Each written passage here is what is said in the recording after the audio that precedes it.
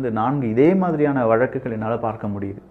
ஒரு 32 வயசான மனநிலை சரியில்லாத ஒரு பெண்ணை நிறைய பேர் சேர்ந்து இப்படி செஞ்சுருக்காங்க அப்படிங்கிற மாதிரியான அந்த செய்தியெல்லாம் இன்றைக்கி வந்துக்கிட்டே இருக்குது.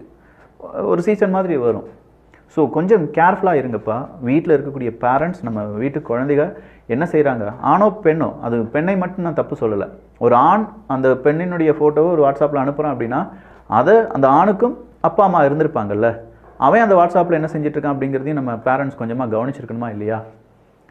இது ரொம்ப பெரிய ஒரு இஷ்யூ. இது இப்படியே நம்ம விட்டுட்டோன்னா இனி காவல்துறை அதிகாரிகள் என்ன செய்வாங்க? இத்தனை பேர் அரெஸ்ட் பண்ணுவாங்க.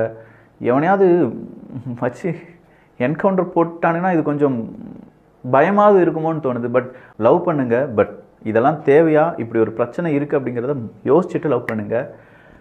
அப்பா அம்மா கொஞ்சம் கவனிச்சுக்கோங்க.